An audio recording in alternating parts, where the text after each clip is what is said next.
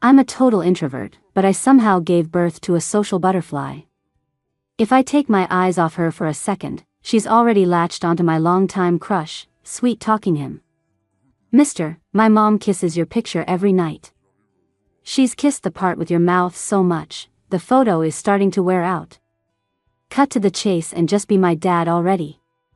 Grant gave me a long, heavy look, his dark eyes filled with an emotion that said he understood everything.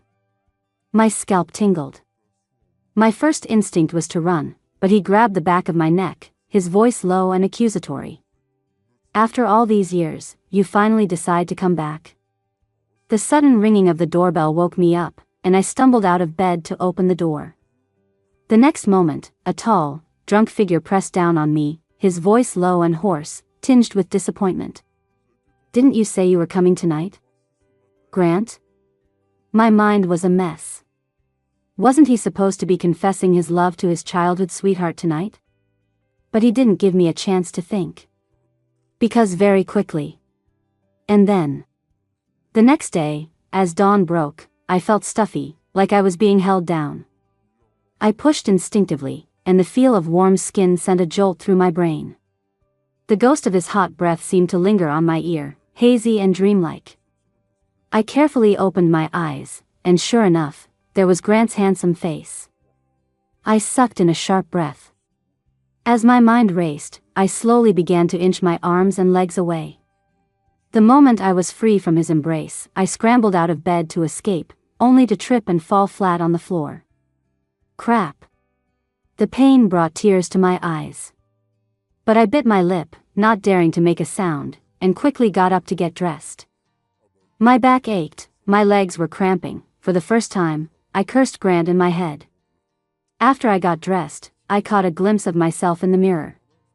My neck was covered in red marks that my collar couldn't hide. I cursed him again. I turned to look at Grant, still lying in bed. He must have been really drunk because he was fast asleep. The blanket had slipped down to his waist, revealing a large expanse of smooth, toned skin and well-defined muscles. I leaned over to pull the blanket up for him. As I did, I noticed even smaller marks on his neck, which made the tips of my ears burn. I tried to rub them away, only to realize they wouldn't come off. Instead, my fidgeting almost woke Grant up. My application to study in the UK had already been approved. I gritted my teeth, grabbed the suitcase I'd packed the day before, and bolted. As the car drove smoothly toward the airport, I stared out the window at the passing trees, not daring to think about anything at all. 5 years later, in a small diner. At the next table, a child was crying his eyes out, drawing glances from everyone around, but his mother just kept playing on her phone as if she couldn't hear a thing. Thinking about my own recent comic being plagiarized, I felt a surge of irritation but didn't dare say anything. Then, I heard a small, angry voice that cut right through the crying. Hey, little buddy. Stop crying. Ma'am, you need to deal with him. If that doesn't work, just give him a spanking. I quickly clapped my hand over my daughter Bella's mouth. Her outburst made everyone around us start laughing. The other mother shot me a dirty look, then picked up her child and left. I finally breathed a sigh of relief.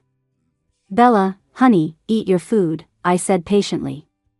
But it wasn't long before I heard her loud, clear voice again. Mister, why are you smoking? Mister, don't you have any manners? My heart hammered in my chest. I turned my head and saw a huge, burly guy glaring at me. I forced a smile, and without waiting for her to finish her food, I scooped her up and made a run for it. As we were leaving, I heard the little rascal on my shoulder shout one more thing, Mister, you should quit. You'll get lung cancer. I picked up the pace, terrified the guy was going to chase us out and teach us both a lesson. What's it like for a socially anxious mom to have a social butterfly for a daughter? Let me tell you, I live in a constant state of fear. I have 3 phrases ready at all times. Whose kid is this? I don't really know her. If you hit her, you can't hit me, okay? Mommy, why did we stop eating? Bella looked at me innocently. Her 2 little pigtails bounced. She was too cute for me to get mad at, so I tried to reason with her. That man was huge. Mommy was scared he'd hit us. We could just call the police. By the time they got there, Mommy would already be disabled. Then you could call 911. What if he killed me? I know this one. I saw it on TV. You have to call the funeral home and the insurance company. You made me the beneficiary, Mommy. Just be quiet.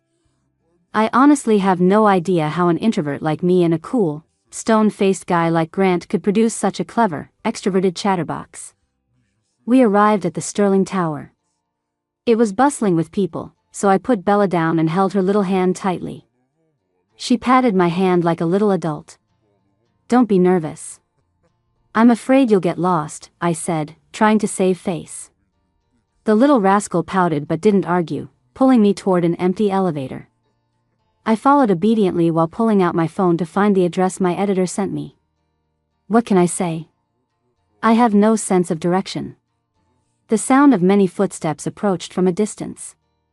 I instinctively turned my head and saw Grant, tall and imposing in a tailored suit, surrounded by a group of people. He was wearing a sharp black suit, and even standing still, he had an undeniable presence that drew everyone's attention. I froze for a second, then quickly looked down. I'm invisible, I'm invisible, I'm invisible. He can't see me, he can't see me, he can't see me. He has bad eyesight, he has bad eyesight, he has bad eyesight. The seconds ticked by like torture, but nothing happened. Just when I thought my prayers were working, a child's voice shattered the silence like a thunderclap. Mommy, look. That handsome man looks just like your phone wallpaper. I didn't dare turn around. About 10 seconds later, a familiar voice spoke from just behind me. Carrie White. It wasn't a question, it was a statement. His voice was calm, with a deep, rich tone like a cello. There was no emotion in it, but it made my heart pound. I stiffened and turned around awkwardly. Oh, hey. Long time no see. The corners of his mouth lifted, but his eyes weren't smiling. Amazing you still remember me. I let out a couple of dry laughs. Just then, the elevator doors opened, and I grabbed Bella and hurried inside. Grant followed right behind us. I'd hoped that a crowded elevator would make things less awkward, but the doors closed and it was just the three of us. Okay, this is even more awkward. I couldn't find the button for my floor, and Grant hadn't pressed one either. But the elevator was going up. I quickly pulled out my phone, frantically searching through my chat history with my editor. What floor was it? I was getting anxious. Out of the corner of my eye, I saw the other two, one big and one small, both looking completely relaxed. The little one kept looking up at Grant. Grant was also looking her over, then pulled a piece of candy from his pocket. Bella lit up like a Christmas tree. For the first time, she didn't even ask me. She let go of my hand and reached for the candy. I pretended to be angry. Bella White, that's not polite. What do you say when a nice man gives you candy? The little girl hesitated, looking from me to Grant. Finally, she turned to Grant shyly and said, "Do you have any more, handsome mister? My mommy wants some too." I was speechless, my face burning so hot it felt like it would bleed. Grant actually laughed out loud. Ugh. I can't control this child. I looked down again and started furiously poking at my phone screen. Bella was eating her candy, but she still didn't come back to my side. I couldn't resist sneaking a peek and saw that she was now holding Grant's hand. No. Let go of him. Bella, oh, Bella. Your mother has been dying to hold that hand for almost a decade. But what really drove me crazy was when she started whispering to Grant. Handsome mister, I'll tell you a secret. My mom kisses your picture every single night. She's kissed the part with your mouth so much, it's practically rubbed off. So cut to the chase, be a man of your word, and just be my dad already. Grant shot me a heavy look, his dark eyes filled with an emotion that said he understood everything. Bella White. I am going to explode. Tonight, either you die, little girl, or I live.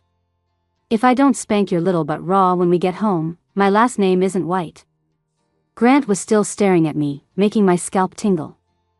The elevator doors opened, and without even checking the floor number, my first instinct was to run. But he grabbed the back of my neck, his voice low and accusatory. After all these years, you finally decide to come back? I stood there like a quail, unable to say a word. As the doors started to close, Grant stuck his long arm out to stop them. He pushed me out, then pulled Bella out with him. This isn't our floor, I whispered. You're in the chairman's private elevator. It doesn't stop on other floors. Keep up, he said flatly. No wonder it was empty. Grant took off his suit jacket and handed Bella a carton of milk. She looked at me with a gleeful grin, and I shot her a glare, silently telling her to shut up. I'm the lawyer for the Starlight, plagiarism and copyright infringement case. Oh. Then it hit me. But didn't you say this is the chairman's office? Then He gave me a cool look but didn't answer. I sat stiffly on the sofa, not daring to ask any more questions. Let's talk about your problem, Grant said, loosening his tie, all business. Okay, right. So, over 300 of my original drawings were. He cut me off before I could finish. Is this your daughter? You got married. Why wasn't I invited? His expression was incredibly cold, his lips pressed into a thin line. Oh, that kind of problem? I felt a pang of guilt and mumbled a noncommittal trying to figure out how to explain. I was a nervous wreck. But Bella, sitting next to me, took a sip of her milk and said boldly, Don't be mad, handsome mister. She didn't invite me either. I mean, would have if I could have. Grant's expression didn't soften. His gaze was intense as he continued, What did she mean by all that? Are you planning to have an affair? I was still trying to think of an answer. The little rascal next to me raised her hand with a question. Handsome mister, what's an affair? Grant's lips tightened. It means your mommy being with me, he said seriously. The little girl nodded as if she understood, then looked at me earnestly. So, mommy, are you going to have an affair? Grant tapped his fingers on the table, a hint of nonchalance in his voice. I'd like to know that, too. Wait, what? To have an affair, don't you have to be in a relationship first? Answer me. Noticing I'd zoned out, Grant tapped the table again, impatiently. Nervously, I nodded without thinking. The man's face instantly darkened. Carrie White, what makes you think Grant Miller would stoop so low as to be your side piece? I was so scared I started shaking my head frantically. No, that's not it, I mean. My denial didn't make him look any better. In fact, his expression grew even darker and more unreadable.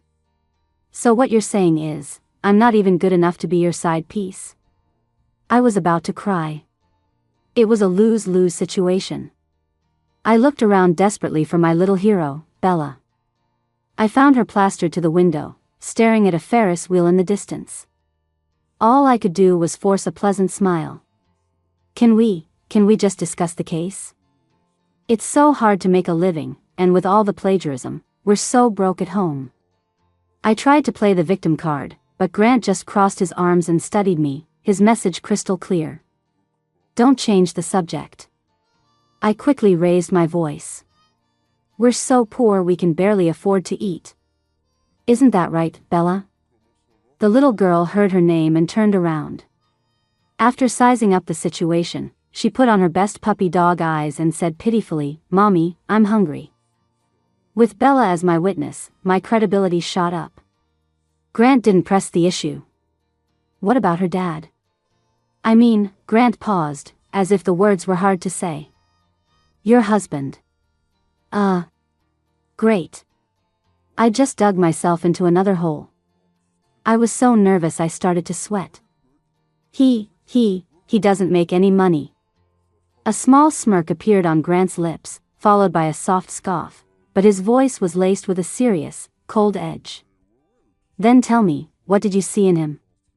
I carefully looked up, not daring to meet his eyes for too long, and tentatively replied, "His face?" "Shallow." Grant's voice was ice cold. The air turned quiet. After a long moment, he spoke again. "Is his face all you care about?" I pressed my lips together, quickly glanced him up and down, then lowered my head as if I was about to make a huge confession.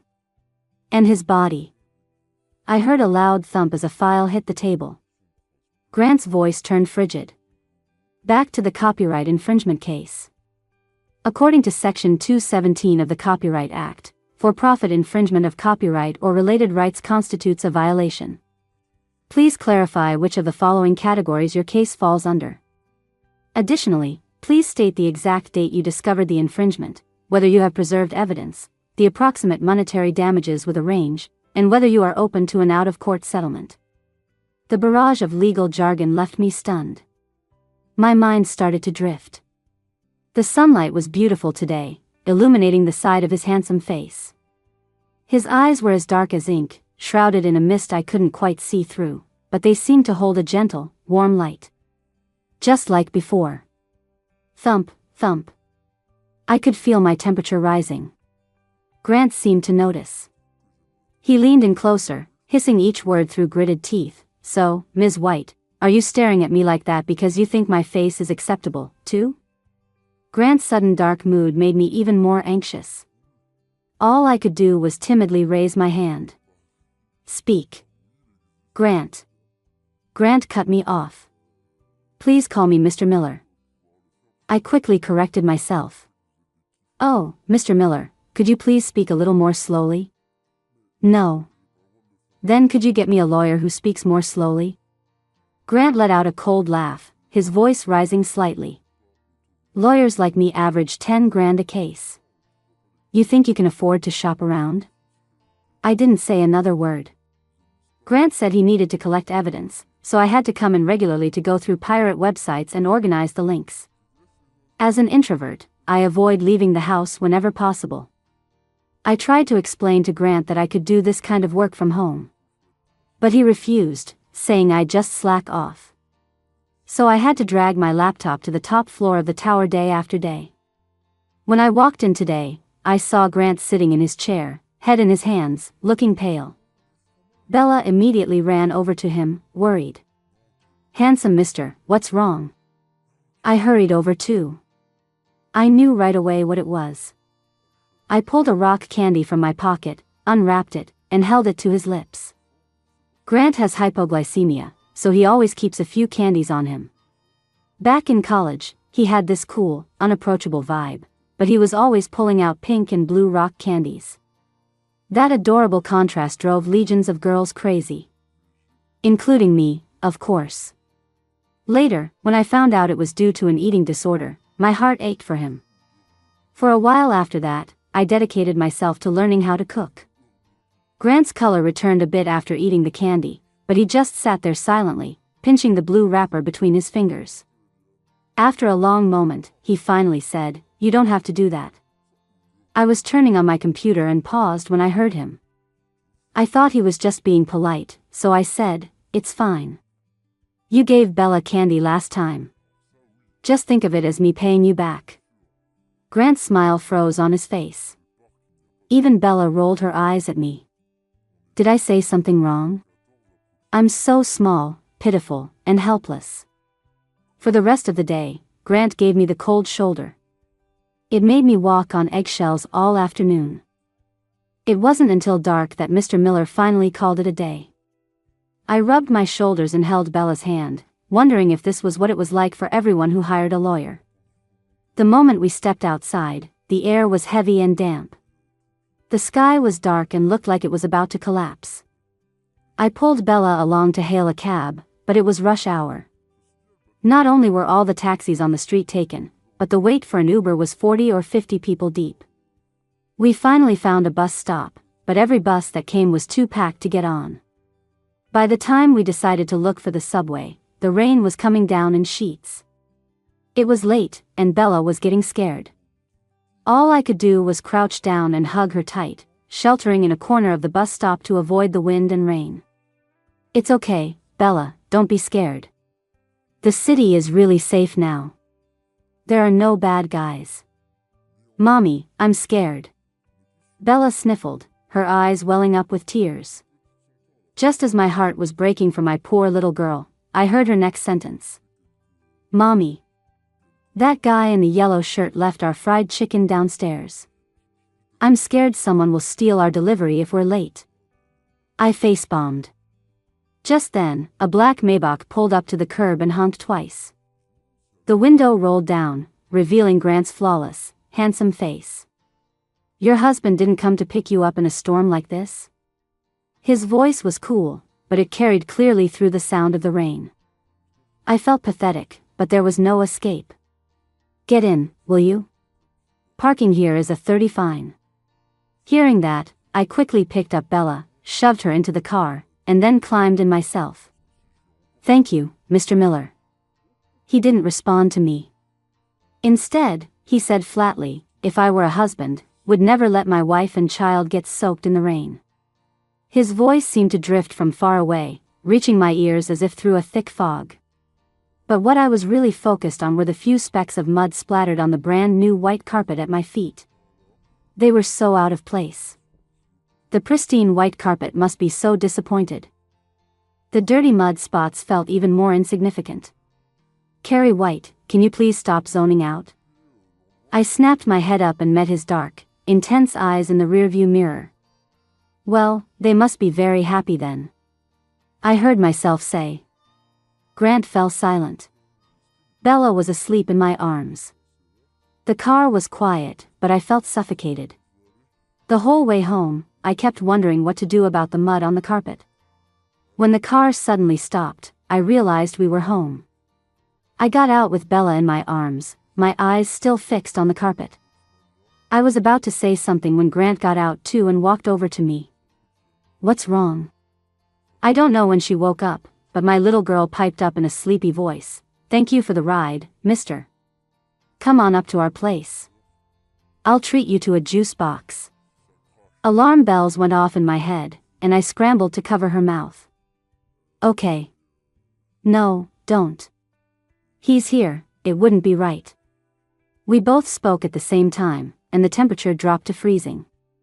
After a long pause, Grant chuckled. We're just old classmates. It's not like there's anything between us. He started to head upstairs, and I quickly grabbed his arm. You can't go up. He turned around, looking confused. I quickly tried to explain. He's really violent. He's scary. He hits people. Grant's expression immediately turned serious. Has he hit you? My heart was pounding. I finally just lowered my head and said softly, you really shouldn't go up. Grant's temper flared. He paused for a moment, then said, word by word, Carrie White, are you out of your damn mind? My silence completely infuriated Grant. He didn't say another word, just stormed back to his car, slammed the door, and stomped on the gas.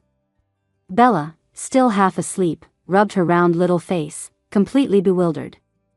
Mommy, why did you make the handsome mister think someone else lives with us?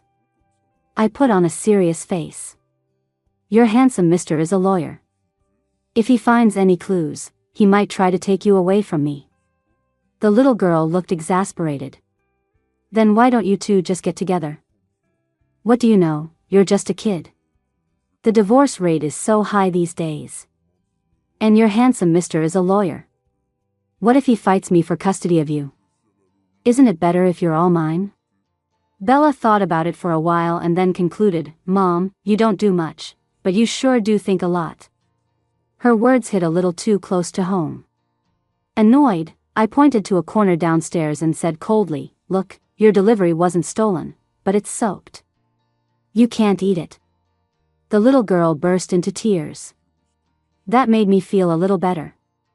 What I didn't say was that my love for him was so deep, so humble, so careful, that I didn't even dare to reach out and touch it. If you never have it, you can never lose it. If you never have hope, you can never feel despair. The next morning, I stared at the dark circles under my eyes in the mirror with a frown. I awkwardly tried to put on some makeup, hoping a certain someone wouldn't notice. But maybe my makeup skills were just that bad. The moment I got to the office, Grant stared at me for a long time. Finally, he said in a low voice, "Did he hit you?" I waved my hands awkwardly. No. It was hard to explain. Basically, it was my daughter's fault. She'd napped all afternoon in the office yesterday, so when we got home, she refused to go to sleep and insisted on watching TV. She was done with her little pink pig cartoons and wanted to watch a horror movie. Halfway through, she was sound asleep. I was so terrified I couldn't sleep all night. Of course, I was too embarrassed to tell Grant that, so I just let him think whatever he wanted. Before turning on my computer, I glanced at him. He looked very serious. The longer I sat there, the sleepier I got. My eyelids felt like they were glued together. My consciousness started to fade, and I fell asleep at my desk. When I woke up, I stretched my neck, and the suit jacket fell to the floor. I quickly picked it up and snuck a look at Grant, relieved he hadn't noticed. The man was a total neat freak. I stood up and stretched. Across the room, Grant was standing tall by the microwave while Bella stood beside him on her tiptoes, staring eagerly at her lunchbox. They both turned to look at me when they heard me move. I felt my face flush, embarrassed at being caught slacking off. I cleared my throat to change the subject. "Bella, did you finish your kindergarten homework?" Bella huffed, her little face turning red. "I forgot what I had to do. I took a picture of it on my phone. Mommy's just going to the restroom first." I yawned, wanting to splash some water on my face to wake up. But before I could even touch the faucet, something exploded in my brain. I rushed back out. Put down my phone. But it was too late. Grant was intently focused on the screen, while Bella sighed beside him. So many pictures of the handsome Mr. Wait, back then he was a handsome big brother. I felt like I was on fire, my face and neck burning red all the way to my ears. With the speed of a startled cat, I snatched my phone back and dashed into the bathroom again. I took deep breaths in the bathroom and gave myself 1,000 mental pep talks. Only then did I walk back out. The office was peaceful, as if nothing had happened. I walked closer to see. Bella was holding the bento box I'd made when I was still awake this morning, a feast for the eyes and nose. In front of Grant was a takeout container, looking rather pathetic. He ate extremely slowly, reading the financial news at the same time. When he finally put down his chopsticks, only a few bites of vegetables were gone. I felt a little bad. "You know, I could bring you a lunch tomorrow, too?" Grant nodded. It was as if he'd been waiting for me to say that. Bella glanced at Grant's leftovers with a look of disdain. "Mister, being a picky eater is not a good habit." I don't know if it was because she didn't call him handsome this time. But I felt like Grant looked a little hurt. He picked up his chopsticks again but couldn't seem to take another bite. Bella sighed dramatically and picked up her little spoon. "Handsome mister, here. This is my mommy's heart." "Bella, be clear. That's just a heart-shaped egg mommy made." Grant ignored us, a smile playing on his lips. "Thank you, Bella. I'll accept it." I thought that was just a small moment. But that night, I got a notification for a new post from someone I follow closely on social media. It was Grant's private account. He hadn't posted in a long time. I wondered what it would be. Curiosity got the better of me, and I tapped on it. I saw a sentence that was so unlike him. "The one who isn't loved is the third wheel." A sentence like that could easily make someone get the wrong idea. I stared at it all night, and my final conclusion was, don't get the wrong idea. The next day, I showed up at the office again with my amateur makeup job. Grant gave me a cold look. "We have a staff meeting today. Let's have dinner tonight. There's something I need to talk to you about." I nodded and sent a text to Bella's teacher to sign her up for the after-school care program. The little rascal was always begging me to let her eat with her friends, so this worked out perfectly. The office was spacious and bright, and without Grant around, it felt liberating. I curled up on the sofa with my laptop and finished my work for the day in no time. I even had a moment to brainstorm some new characters and plot points for my comic. Suddenly, a woman walked in without knocking. Her face went cold when she saw me. "You again? You just don't give up, do you?" I immediately stood up. Then, as if she remembered something, she smiled. It was a smile full of contempt as she walked toward me, step by step. "Your methods have gotten more sophisticated. You know to come straight here now. So even after 5 years abroad, all you know how to do is play the pitiful, innocent victim? It's truly. You were born, but you clearly weren't raised." Her words were like needles, plunging me into an icy abyss.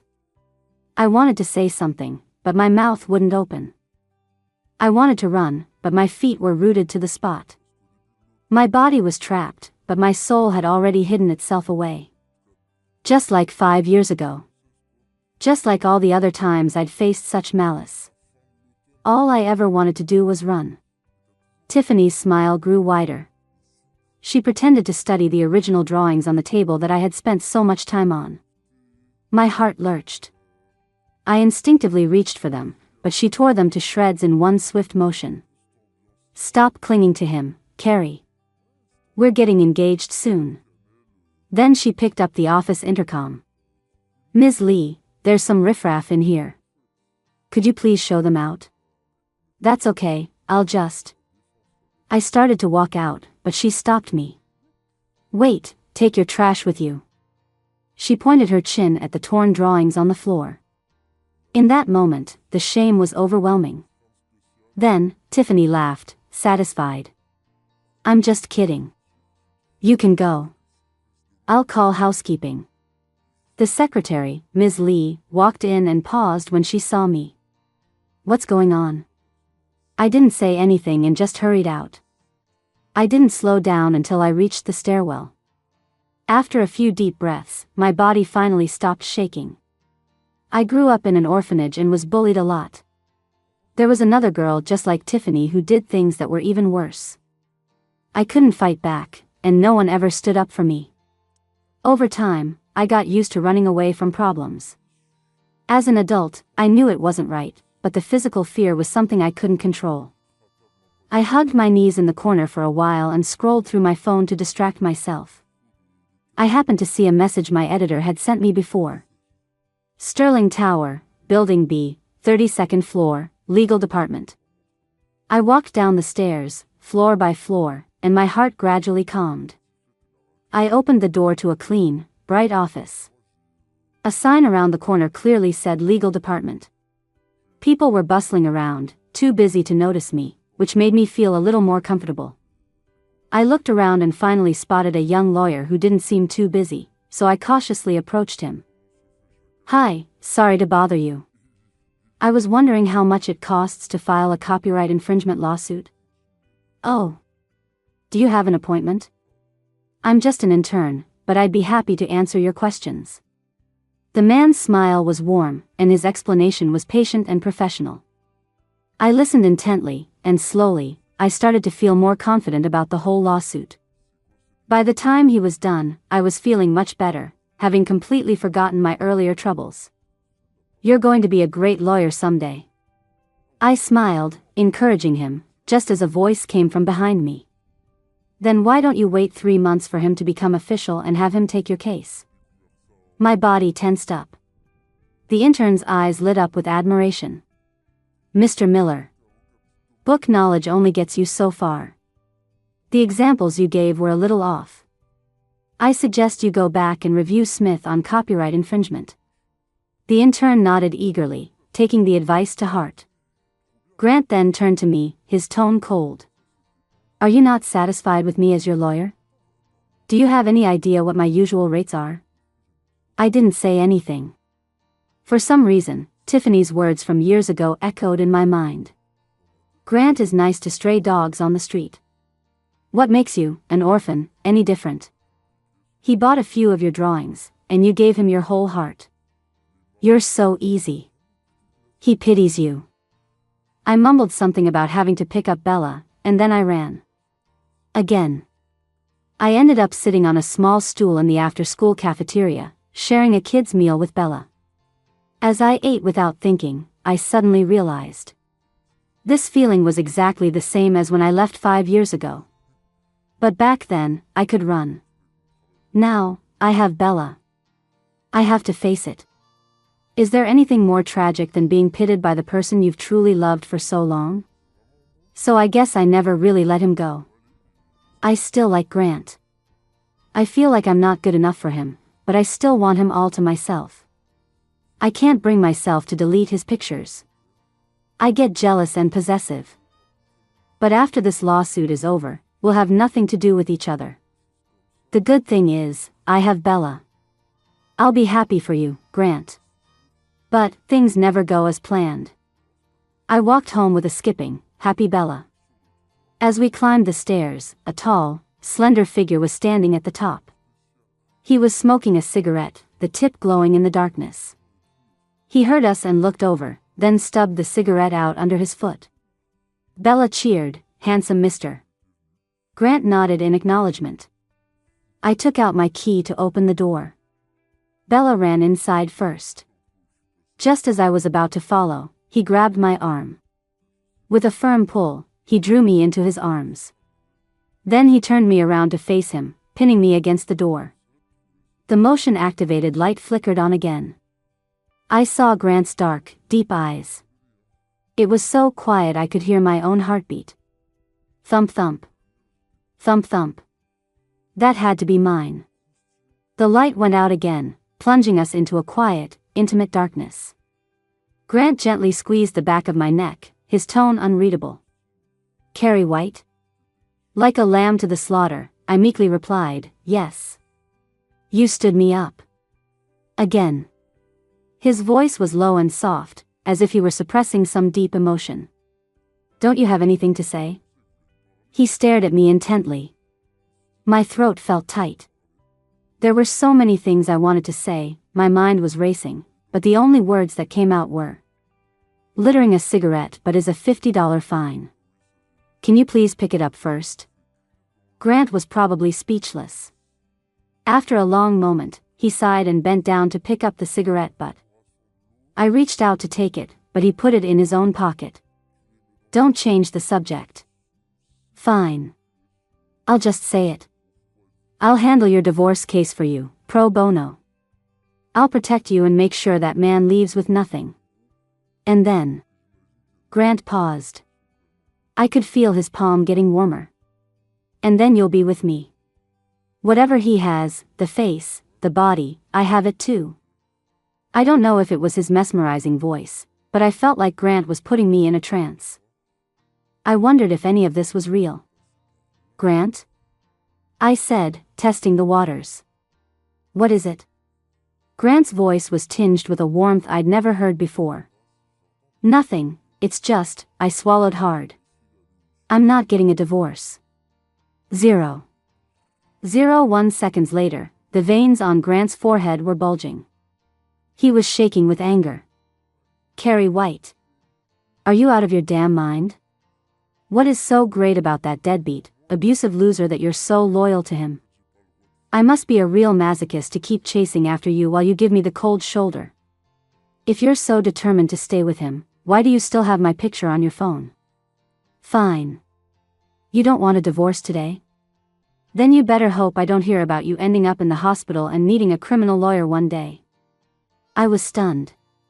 This was the first time in the 10 years I'd known Grant that he had completely lost his composure. "What do you mean, beaten?" I asked, confused. "Still pretending. You've been covering it up with makeup for days." "That's..." He cut me off coldly. "Don't bother explaining to me. I was being delusional. Your life has nothing to do with me. Even a saint has a breaking point, and even a rabbit will bite when cornered." I yelled back, "You're about to get engaged to that beautiful girl. Your childhood sweetheart. A match made in heaven. Why are you even bothering with me? I don't need your pity. Grant froze. Wait, when did I get engaged? Still playing dumb. I let it all out, unleashing all the emotions I had bottled up for years. Tiffany told me. She said she's perfect in every way and I'm not good enough for you. She said you only help me because you feel sorry for me. And you've never once raised your voice at her. But you're always yelling at me. My voice got quieter and quieter until it was just a pathetic whimper. I was embarrassed to even hear myself. But the emotions were overwhelming.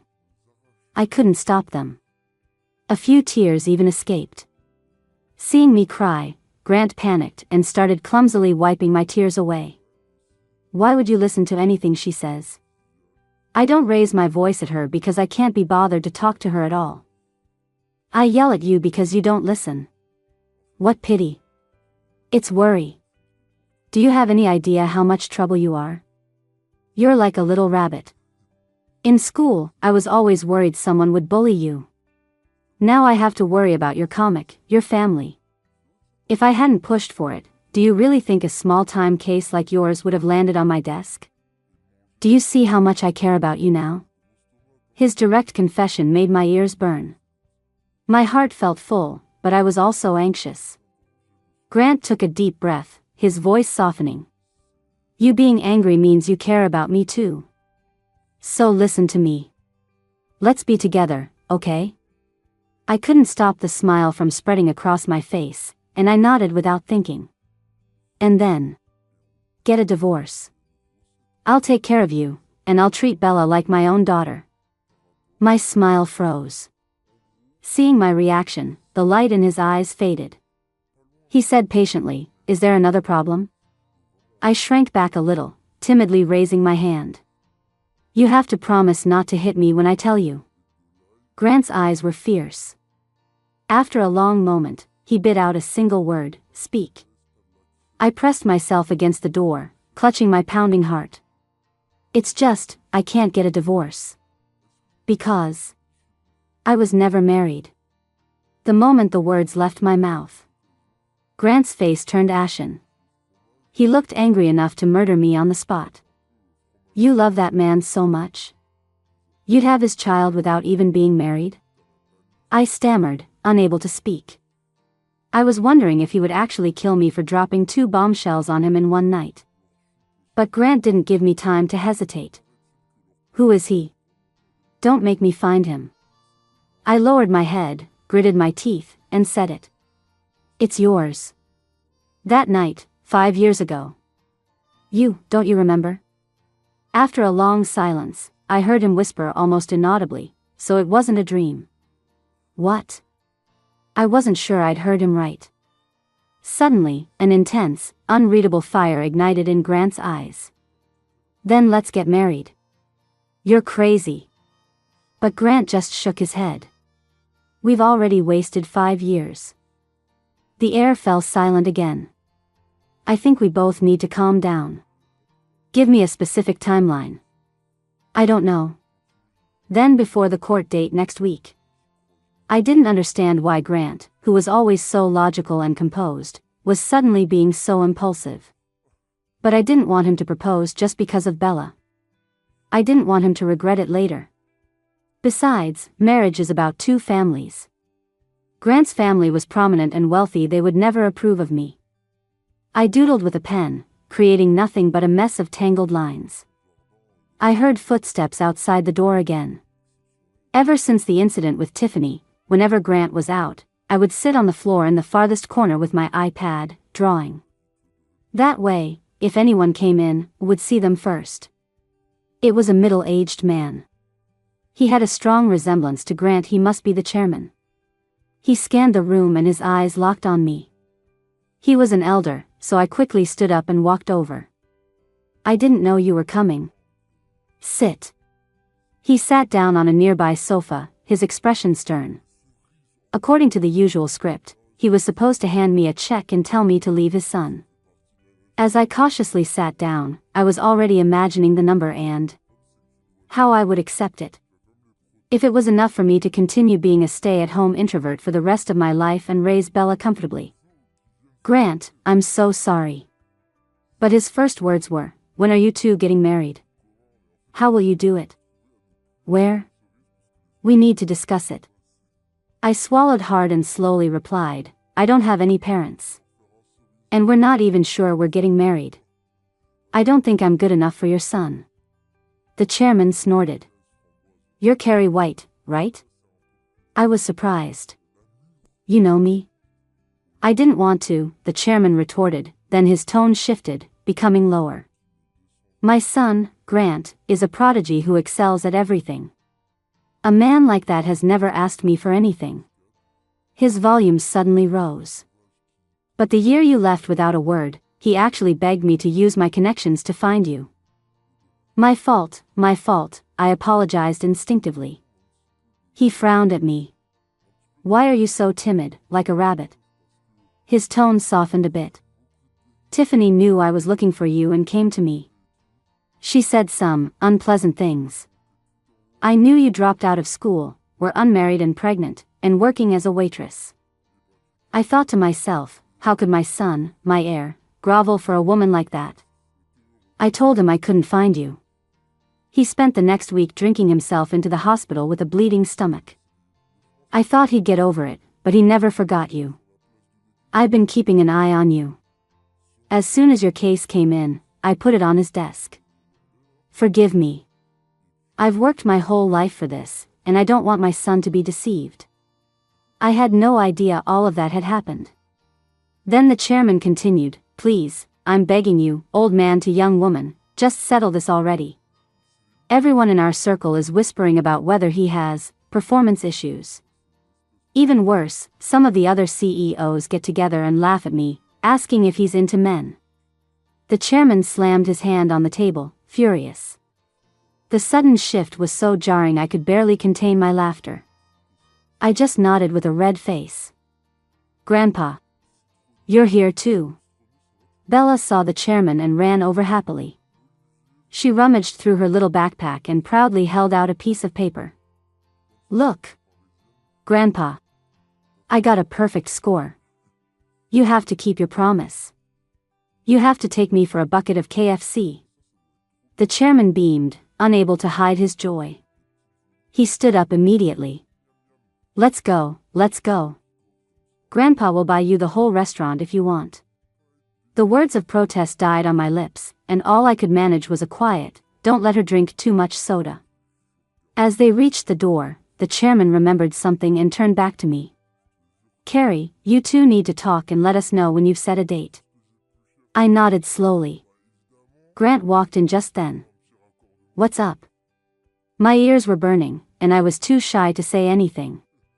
Then, out of the corner of my eye, I saw the file in his hand. The words DNA test report were printed clearly on the cover. My shyness turned to annoyance. I pouted and retreated to my corner. What the hell? He asked me, but he didn't believe me. Then why bother asking at all? Grant must have guessed what was wrong. He walked over and leaned down close to me. Are you mad about this? My old man ordered it, not me. Oh. The old man said, how can she inherit my billions without a DNA test? His words almost brought me to tears. I whispered excitedly, can I get a test too? Maybe I'm his long-lost child. Grant's face darkened. Carrie White.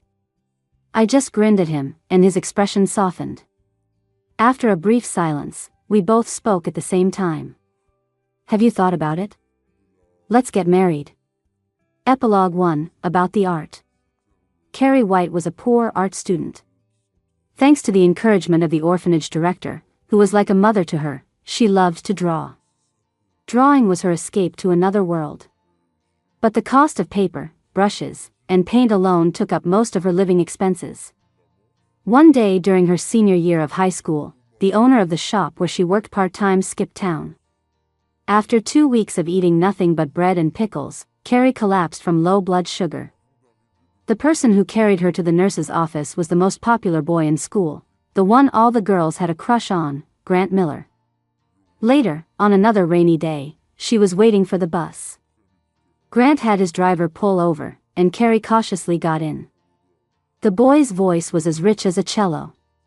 He said, "Your art is beautiful. Can I buy a few pieces from you?